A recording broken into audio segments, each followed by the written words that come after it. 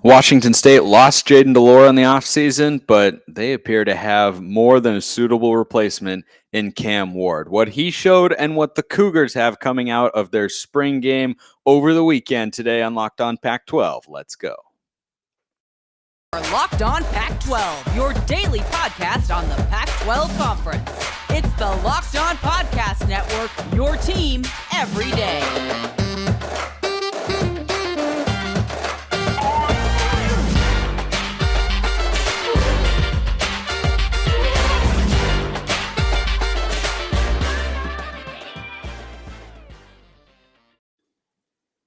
Welcome, everybody, to another episode of Locked On Pac-12. I'm your host, Spencer McLaughlin, D1 play-by-play broadcaster. Thank you for making this your first listen or your first view if you're watching on YouTube every day, part of the Locked On Podcast Network, your number one source to stay up to date with all things coming out of the Conference of Champions. Happy Star Wars Day, by the way. I've got this lovely piece of Star Wars art behind me in my brother's apartment, where I'm recording this show from in Anaheim, California. It's from The Force Awakens, not one of the better Star Wars movies out there.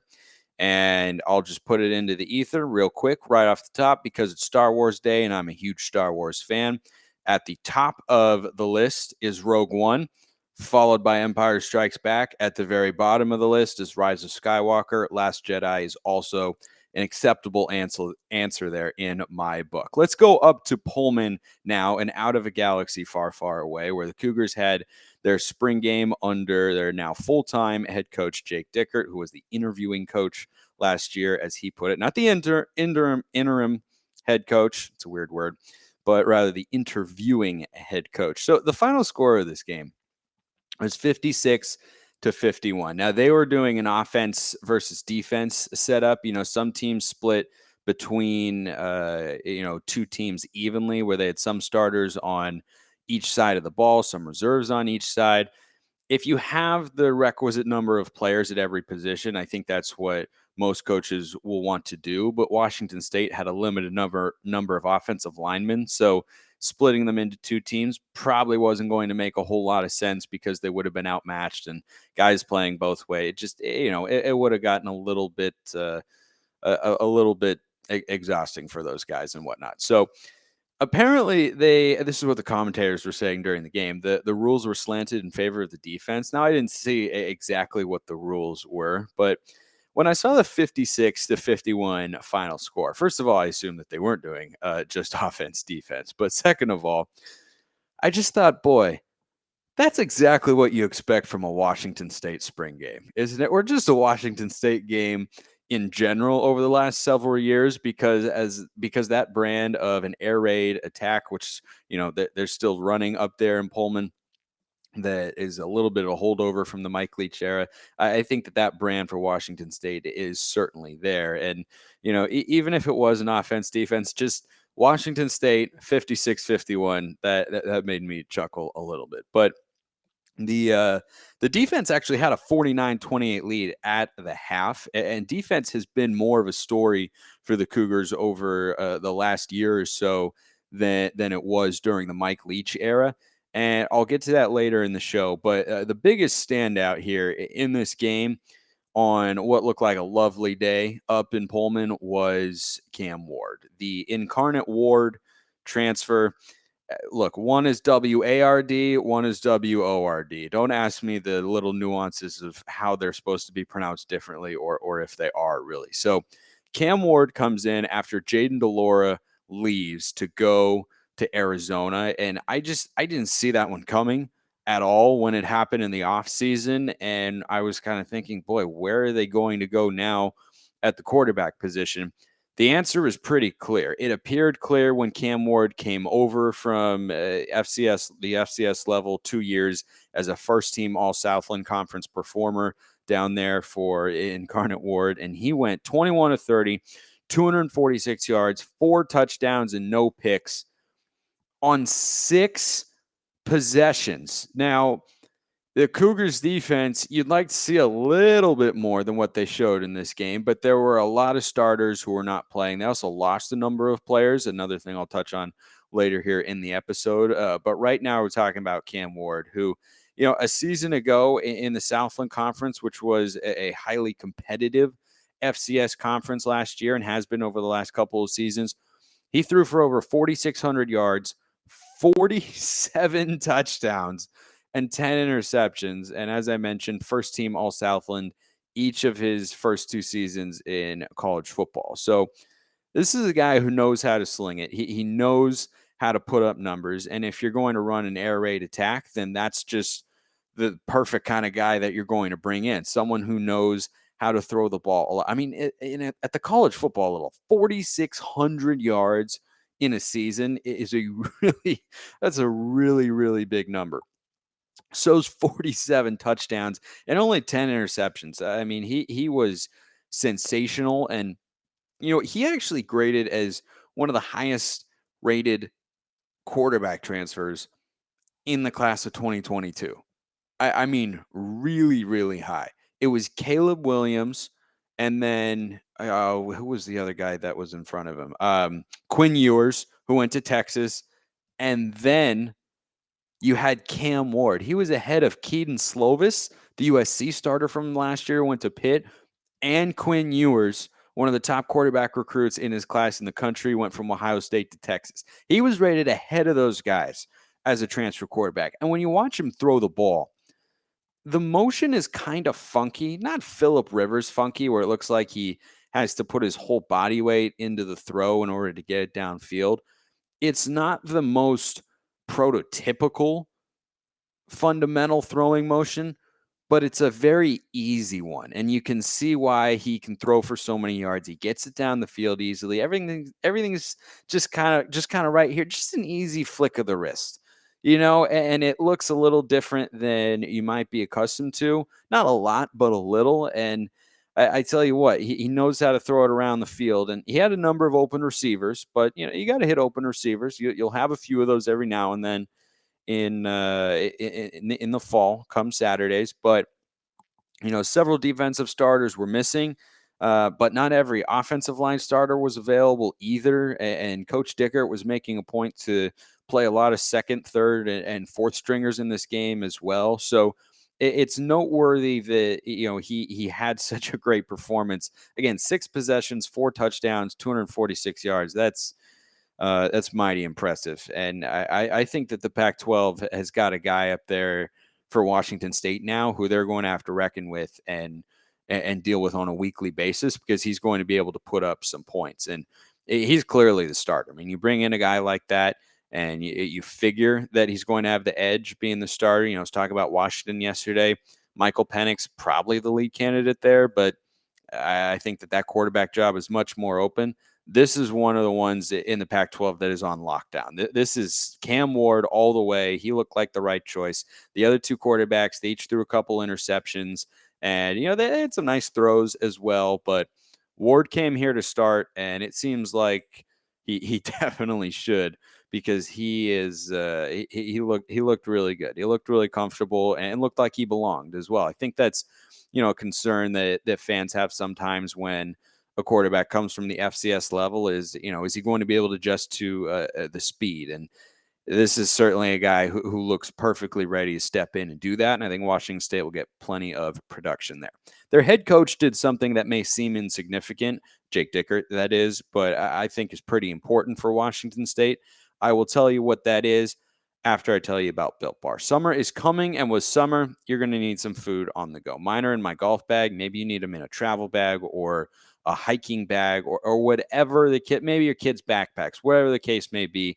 Built Bars will fuel you up for your summer adventures. 130 calories, 4 grams of sugar, 4 net carbs, 17 grams of protein. You can go to Built.com and use promo code LOCKED15 to get 15% off your order. That is promo code LOCKED15 for 15% off at Built.com.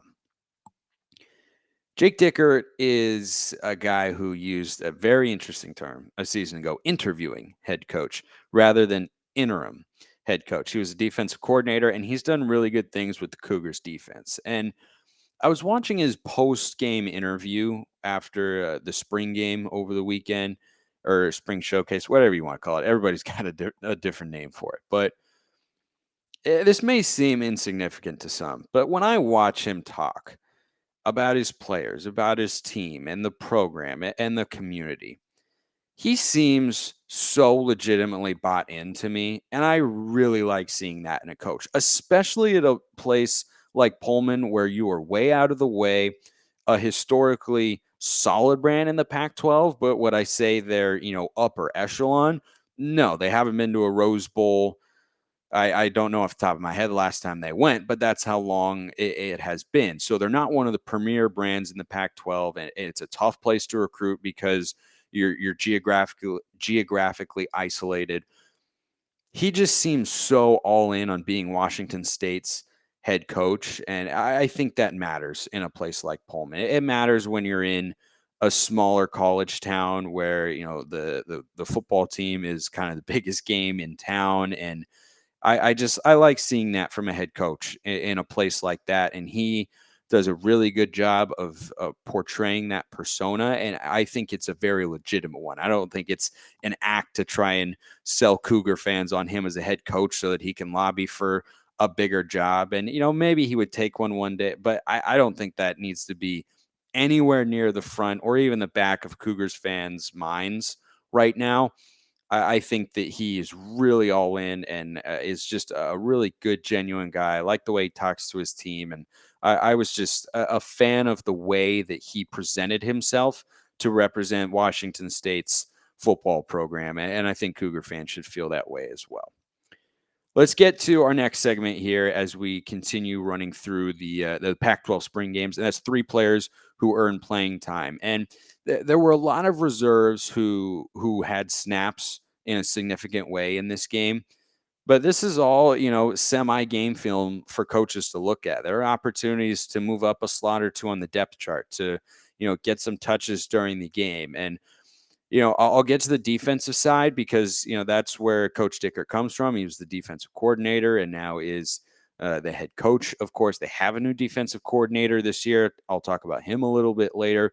But when I watched the spring game, one of the guys who stood out to me was a walk-on running back by the name of Dylan Payne. He was wearing number 37, which is a very walk-on like number at the running back position or any position, frankly. I mean, you're only going to be a linebacker, safety, or running back wearing any of those most likely. Maybe a tight end, maybe.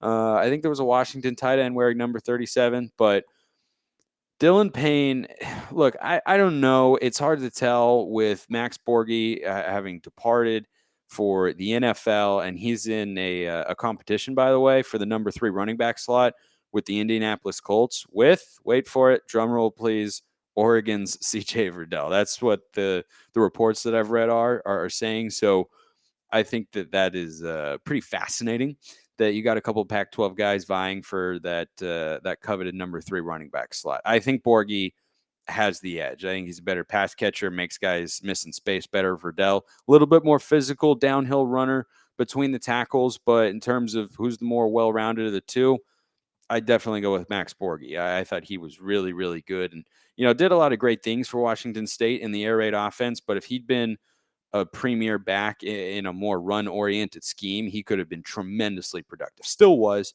but I think there was definitely something left on the table. But I think Cougar fans are glad that they were able to have him. But Dylan Payne, he might not end up making the regular rotation because he's a walk-on, and there were a lot of backups playing in this game, but he was kind of doing his best Max Borghi impression out there. I mean, when I watched him, I just couldn't help but notice the similarities. His build was remarkably similar to Borghi, and the way that he caught the ball and quickly tucked it away and made cuts in space and, was decisive and quick, but also physical at the point of attack. I was impressed. I thought that he looked good, and I wouldn't be surprised at all if this fall, if he ends up getting some carries every now and then. A lot of things with regards to the depth chart for Washington State are still kind of remaining to be seen. But I tell you what, I watched Dylan Payne. He kept making plays. He got the ball in space. He made plays. He had opportunities to make guys miss, and he did. He showed, enough speed to be on the field for a Power 5 program, even as a walk-on. And I just, occasionally walk-ons are able to produce. And I thought that Dylan Payne really did some nice things. So we'll see if he ends up getting some touches come the fall. But I thought that was a guy who stood out to me, at least on film. These two guys didn't play a ton in the spring game, I don't think. Um, RJ Stone and BJ Jackson, they've garnered a lot of praise this spring for, their work on the defensive side of the ball. They're both edge players, kind of that hybrid. That's a new position the last several years in football, or at least from a naming standpoint, where you're an outside linebacker, but you're a defensive end. You stand up, you put your hand in the ground, you do all that sort of stuff.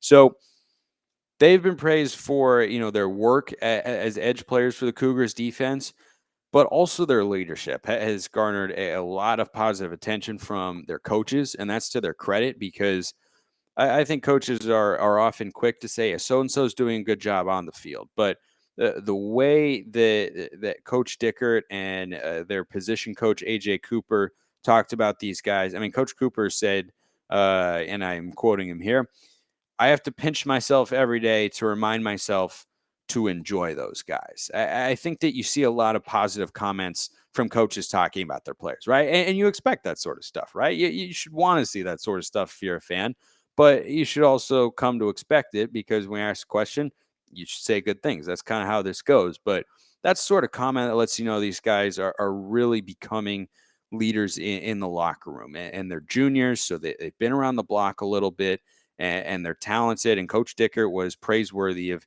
what they're able to do on the defensive side of the football for Washington State. And I think that those are a couple of names that, in a season where Washington State lost a couple of players from last year at the linebacking level, in the front seven and the defense, I think RJ Stone and BJ Jackson are guys to watch out for. Last guy is another linebacker, Hudson Cedarland, who was a 3-star recruit from Gig Harbor, Washington. He's an early enrollee who is already on campus. And Coach Dickert was asked in that same press conference I was alluding to a moment ago about evaluating film from this game, and what he's going to take away and kind of what stood out, all that sort of stuff. And he mentioned Cedarland by name among the group of the young guys who might need to step up for Washington State this year, who will be counted on, to fill the void left by a couple of stud linebackers in Jahad Woods and Justice Rogers, who have been staples of Washington State's defense for the last several seasons. So those are names to look out for. You've got RJ Stone and BJ Jackson, along with Hudson Cedarland on the defensive side. And I'm just saying, Dylan Payne carrying the ball looked pretty good. Going forward for Washington State, I think there are a couple of storylines to look for as they go into the summer months, and then we're all just waiting for fall camp to come back so that we can start reading practice reports and see who's doing well and what's happening over here and what's happening, all that sort of stuff. I think one of the things that Washington State has in terms of questions for their program going into 2022 is Coach Dickert did a great job last year as the interim head coach. And now he's a full-time head coach, and he's got the contract and he has the official title. Sometimes that ends up working and sometimes it does not. It's not necessarily a jab at interim coaches writ large, but sometimes, they can fill in and just kind of catch a perfect storm, or guys are playing, feeling like they have nothing to lose and such, because they don't know if that guy is actually going to be there when the next season rolls around. But they were one game away from winning the North last year. And he used the term interviewing coach. I hadn't heard that before, and I liked it a lot. When you watch him talk about his team and the passion that he has for his players and the program, and the appreciation he has for the job that he has, he's an easy guy to root for. He's a really likable figure when you watch him in front of a camera.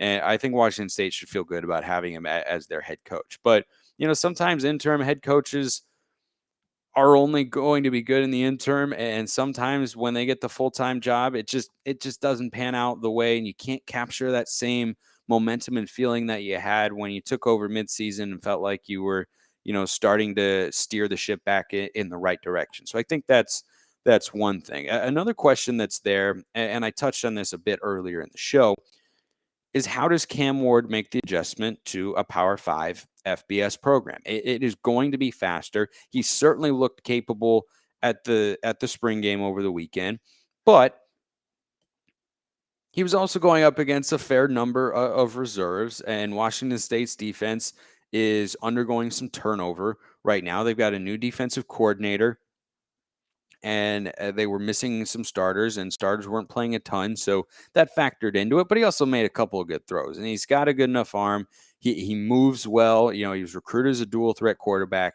He can run, but like most transfers, guys who come from the FCS level to an FBS team, they tend to be hit and miss. And the good news for Ward is Washington State has a new offensive coordinator, and it's Eric Morris. And Eric Morris was his head coach at Incarnate Word, his previous school in the Southland Conference. They're moving to the WAC now.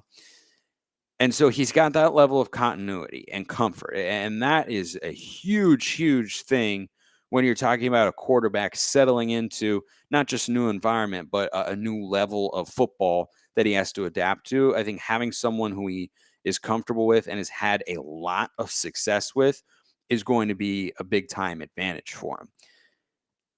He also has to live up to some pretty high expectations because, Caleb Williams was the best quarterback transfer in the class of 2022. And then it was Quinn Ewers. And then according to 24/7 Sports, next on the list was Cam Ward, above Spencer Rattler, who was a 5-star recruit when he got to Oklahoma.